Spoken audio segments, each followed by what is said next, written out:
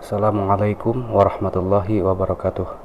Bismillah, alhamdulillah, wassalatu wassalamu ala rasulillah Sayyidina Muhammad ibn Abdillah wa ala alihi wa sahbihi wa mawala. Amma ba'd. Baiklah kaum muslimin yang dimuliakan oleh Allah dimanapun anda berada ya, kita lanjutkan pengajian kitab Syarhul Aqidatil Wasithiyah ya, yang Imam Ibn Taimiyah yang disyarah oleh Syekh Shalih Al Fauzan ya. Pada kesempatan kali ini kita memasuki halaman yang ke-33 ya, di mana pada pertemuan selanjutnya di halaman 32 telah dijelaskan mengenai 4 nama Allah.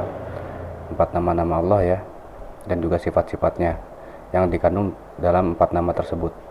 Yaitu pada bagian yang kedua ini, Atsani al-jam'u baina 'uluwihi wa qurbihi wa ajaliyatihi wa abadiyatihi ya. Pada pertemuan sebelumnya telah dijelaskan 4 nama ini ya. Wal awwalu wal akhiru wal zahiru wal batinu ya. Wal awwalu wal akhiru wal zahiru wal batinu ya. 4 nama tersebut yang meliputi waktu dan tempat ya. Kemudian lanjutan dari 4 nama itu kita masuki halaman ke-33. Langsung saja kita bacakan ya matan kitab Aqidatul Wasithiyahnya. Bismillahirrahmanirrahim. Wa qauluhu subhanahu wa tawakkal 'alal hayyil ladzi la yamut. Quran surat Al-Furqan ayat 58. Wa qauluhu wa huwal hakimul khabir. Quran surat Saba ya, ayat penggalan ayat yang pertama. Seperti itu ya, kita coba terjemahkan. Dan firman Allah Subhanahu wa taala ya, wa tawakkal 'alal hayyil ladzi la yamutu. Dan engkau bertawakallah ya, ini fi'il amr ya, dan engkau bertawakallah kepada yang hidup, yang tidak akan mati. Seperti itu. Quran surat Al-Furqan ayat 58. Wa qauluhu, dan juga firman Allah taala, wa huwal hakimul khabir. Dan dialah yang maha hikmah ya, dan yang maha khabir, yang maha mengabarkan kebenarannya. Seperti itu. Kita coba baca syarahnya dari Syekh Shalih Al Fauzan. Qala Syekh Shalih Al Fauzan, asyarhu wa tawakkal 'alal hayyil ladzi la yamutu abadan. Dan engkau bertawakallah ya kepada yang hidup, yang tidak akan pernah mati selama-lamanya, yaitu Allah Subhanahu wa taala ya. Di sini maksudnya Syekh Shalih Al Fauzan yakni menafsirkan ya, yakni fawid umuraka ilaihi.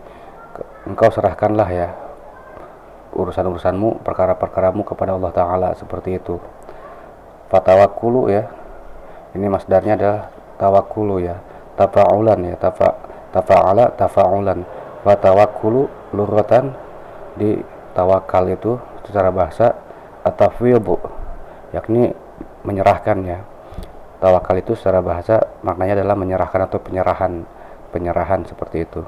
Di dalam bahasa Arab itu, di dalam bahasa Arab ya, yuqalu, dikatakan, wakaltu amri ila fulanin, aku telah menyerahkan atau telah mewakilkan perkaraku atau urusanku kepada fulan ya. Seperti itu. Kemudian maknanya adalah Syekh Shalih Al Fauzan menjelaskan, fawadtuhu, aku telah menyerahkan kepadanya ya, aku telah menyerahkan kepadanya. Seperti itu. Wa ma'nahu syar'an, dan maknanya secara syariat ya, secara istilah. Yang tadi kan secara bahasa ya, ini secara istilah syar'i ya, secara syariat maknanya adalah i'timadul qalbi 'ala Allah fi jalbi ma yanfa'u wa daf'i ma yadurru ya, yakni adalah terikatnya hati kepada Allah taala di dalam mendapatkan apa-apa yang bermanfaat ya, dan juga menolak apa-apa yang memberikan mudarat. Seperti itu. Itu namanya tawakal ya. Di dalam bahasa Arab tawakkulu ya. Wa tawakkulu 'ala Allahi naw'un min anwa'il ibadah ya. Dan tawakal itu tawakal kepada Allah di sini adalah termasuk suatu jenis ya, dari jenis-jenis peribadatan. Seperti itu. Wa huwa wajibun, dan yang namanya tawakal itu ternyata wajib ya. Wa huwa wajibun wala yunafil akhdha bil asbabi, dan juga tawakal itu tidaklah menafikan pengambilan dengan sebab-sebab ya. Maksudnya tidak menafikan ikhtiar ya, di sini ya. Maksudnya tidak menafikan ikhtiar. Bal yattafiqu ma'ahu tamaman, akan tetapi tawakal itu berjalan beriringan ya bersama ikhtiar sebagai sebuah pelengkapan ya, sebagai sebuah kesempurnaan. Seperti itu ya tawakal. Kemudian wa khusso sifatul hayati isyaratan ya, dan di sini dikhususkan sifat kehidupan itu, sifat hidup itu adalah sebagai sebuah isyarat, sebagai sebuah penunjukan ila annal hayya huwa alladhi yuthaqu bihi fi tahsilil masalihi. Seperti ini dikhususkannya sifat hidup itu sebagai sebuah pengisyaratan ya kepada ini ya, bahwa sesungguhnya yang hidup itu adalah dia yang dengannya diikat atau diikatkan pengambilan sebuah maslahat-maslahat ya, pengambilan maslahat-maslahat itu diikat dengan yang hidup seperti itu. Wala hayata ala dawami, dan tidaklah ada kehidupan ya yang berjalan terus menerus selamanya ya, illa lillahi subhanahu, kecuali kehidupan milik Allah subhanahu wa ta'ala saja, seperti itu.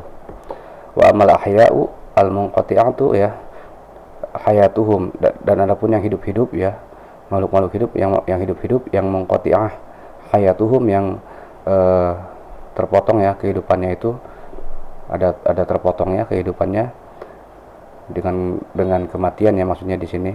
Fa innahum idza matu, maka sesungguhnya mereka itu ya yang hidup-hidup ini, maka sesungguhnya mereka itu idza matu, ketika mereka itu mati, doa may yatawakkalu alaihim ya, maka hilanglah orang yang bertawakal kepada mereka apabila mereka telah mati, seperti itu ya. Kemudian Syekh Shalih Al-Fauzan melanjutkan ya, wasyahidu minal ayatil karimati, dan bukti dari ayat yang mulia di atas adalah anna fiha, bahwa sungguh di dalam ayat tersebut isbatal hayatil kamilati lillahi subhanahu, bahwa sungguhnya di dalam ayat tersebut itu ada penetapan kehidupan yang sempurna ya, yang sempurna milik Allah Ta'ala ya, seperti itu. Dan juga di dalamnya an-nafiyah ya, nafyal mauti anhu, bahwa sungguhnya di dalamnya itu juga ada penafian kematiannya dari Allah Ta'ala, seperti itu. Maka di sini Syekh Shalih Al-Fauzan melanjutkan fafihal jam'u bainan nafyi wal itsbati ya, maka di dalam ayat tersebut ada pengumpulan antara menafikan dan juga menetapkan ya, antara menolak dan juga menetapkan fi sifatillahi ta'ala, dalam pada sifat-sifat Allah Ta'ala, seperti itu. Kemudian ayat yang kedua ya dibahas oleh Syekh Shalih Al-Fauzan, wa qauluhu wa huwal hakim alahu maknayani ya, dan ucapan dan firman Allah Ta'ala, dan dialah yang maha hikmah ya, yang maha bijaksana, baginya ada dua makna di sini ya. Bagi lafaz al-hakim ini, al-hakim ada dua makna. Ahaduhuma annahul hakimu baina khalqihi, yang pertama dari keduanya itu adalah bahwa sesungguhnya al-hakim adalah yang maha bijaksana, ini memiliki arti al-hakimu, yang memutuskan ya di antara makhluk-makhluknya, seperti itu. Bi amrihi ala kauni, dengan perintahnya yang bersifat universal ya, yang bersifat universal kepada seluruh alam ya. Wa amrihi asyar'i ya, yang dan juga dengan perintahnya yang secara syariat, seperti itu, baik di dunia ya, fid dunya wal akhirah, baik di dunia maupun di akhirat ya, seperti itu. Kemudian jadi di sini al-hakim bermakna yang memutuskan ya. Yang kedua wathani, dan yang arti yang kedua annahu muhkimul mutqin ya, bahwa sungguhnya Allah itu bahwa sungguhnya lafaz al-hakim ini memiliki arti menyempurnakan, juga menguasai ya, menyempurnakan dan juga menguasai lil asya'i, kepada seluruh perkara-perkara, seperti itu ya. Jadi al-hakim juga di sini annahu makhudun, bahwa sungguhnya lafaz al-hakim ini diambil ya dari minal hikmah, dari hikmah ya, seperti itu. Dan dijelaskannya definisi hikmah menurut Syekh Shalih Al-Fauzan, wahia, dan hikmah ini artinya adalah wad'ul asya'i fi mawadi'iha ya, yaitu peletakan perkara-perkara ya, seluruh perkara-perkara pada tempat-tempatnya ya, yang cocok dan yang sesuai, yang layak bagi perkara-perkara tersebut. Seperti itu ya. Sehingga Syekh melanjutkan, fahuwa subhanahul hakimu, maka Allah Subhanahu wa taala itu al-hakim yang memutuskan baina ibadihi, di antara para hamba-hambanya, alladzi lahul hikmah, yang baginya ada hikmah ya di sini. Itu ada hikmah fi khalqihi, dalam penciptaannya Allah, dan juga fi khalqihi wa amrihi ya, dan juga di dalam perintah-perintahnya Allah ya, yang lam yakhluk syai'an abathan, yang Allah itu tidak menciptakan sesuatu itu secara sia-sia ya, tidak menciptakan sesuatu secara sia-sia, seperti itu ya. Walam yasra illa ma huwa ainul maslahat ya, dan juga Allah tidak mensyariatkan kecuali kepada apa-apa yang jelasnya kemaslahatan di dalamnya, seperti itu. Kemudian wahwal hakimul khabir ya. Kemudian yang kedua adalah al-khabir. Al-khabiru minal khubroh ya, yaitu al-khabir itu diambil dari minal khubroh. Wahiyah, dan khubroh ini artinya adalah al-ihatatu bi bawatinil asya'i wa dhawahiriha. Al-khubroh ini adalah meliputi ya secara pengetahuan, secara kekuasaan, pengaturan ya, itu meliputi kepada yang tidak tampaknya dari perkara-perkara ya, kepada yang lembut, kepada yang gaib, kepada yang rahasia dari perkara-perkara ya, dari seluruh perkara, dan juga meliputi wadhawahiriha, dan juga yang tampak-tampaknya ya pada perkara-perkara tersebut. Jadi di dalam bahasa Arab itu dikatakan ya, yuqalu, dikatakan ya di sini, khabartu syai'a idza a'raftuhu 'ala al-haqiqatihi ya. Aku mengabarkan khabartu syai'a idza a'raftuhu 'ala haqiqatihi. Aku mengabarkan sesuatu apabila aku telah mengenalinya ya secara sebenar-benarnya gitu, dengan hakikat sebenarnya gitu, seperti itu ya. Jadi ada mengandung makna mengabarkan ya di sini ya. Sehingga Syekh melanjutkan, fahuwa subhanahul khabiru, maka Allah Subhanahu wa taala itu al-khabir, yang berarti ai alladzi ahata bi bawatinil asya'i wa khufayaha, dan yaitu al-khabir itu yang maknanya adalah yang meliputi kepada yang tidak tampak dari seluruh perkara-perkara ya, kepada yang tidak tampaknya, dan juga yang kepada yang khufayaha, kepada yang rahasia-rahasia dari perkara tersebut ya. Kama ahata bi dhawahiriha, sebagaimana Allah meliputi kepada yang johir-johirnya dari perkara-perkara tersebut. Di sini meliputi ini ya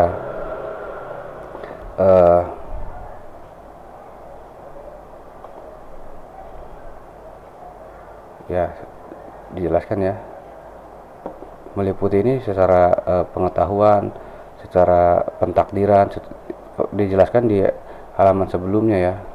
Yang namanya peliputan Allah itu di sini, setelah yang waktu kita menjelaskan waktu ya, Allah itu meliputi segala waktu, dari mulai waktu sebelum waktu tercipta sampai waktu yang tidak ada akhirnya ya, seperti itu.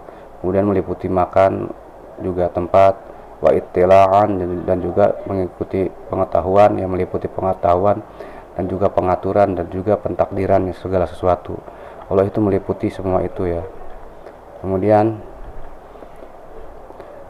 wasyahidu minal ayat ya, dan yang menjadi bukti ya di dalam ayat tersebut, anna fiha itsbata ismaini, bahwa sesungguhnya di dalam ayat tersebut, di dalam ayat Quran surat Saba ayat 1 ini, anna fiha itsbata ismaini, bahwa di dalam Quran surat As-Saba tersebut ya, Quran surat Saba tersebut ada penetapan dua nama ya, min asma'ihi, dari nama-namanya Allah Subhanahu wa taala, seperti itu. Yaitu nama tersebut adalah Ismaini ini adalah Al-Hakimul Al-Khabiru, Al-Hakim dan Al-Khabir ya. Wa huma yatadamanani, dan kedua itu mengandung ya sifatain, mengandung dua sifat, min sifatihi, dari sifat-sifatnya Allah taala, yaitu wa huma, dan kedua sifat itu adalah al-hikmah wal khubrah, yaitu hikmah ya, yaitu hikmah dan khubrah, maha mengabarkan kebenaran ya. Di sini karena Allah itu menyempurnakan dan menguasai kepada segala sesuatu, maka Allah bisa menempatkan segala sesuatu itu sesuai dengan peruntukannya ya, seperti penempatan hidung ya dengan bentuk seperti ini mengarah ke bawah, seperti penempatan kuping ya. Jadi semuanya itu telah diletakkan oleh Allah dengan hikmah-hikmahnya tersendiri ya. Jadi Allah itu maha hikmah, dengan pengetahuannya Allah menempatkan segala sesuatu itu sesuai dengan kebutuhan keperluan makhluknya, seperti itu ya.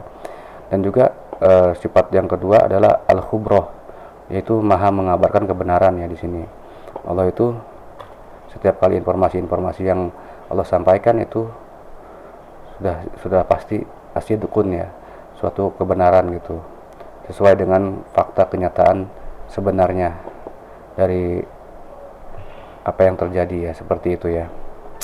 Mungkin pada kesempatan kali ini ya saya cukupkan sekian. Subhanakallahumma wa bihamdika asyhadu an la ilaha illa anta astaghfiruka wa atubu ilaik. Saya tutup ya. Wabillahi taufiq wal hidayah. Wassalamualaikum warahmatullahi wabarakatuh.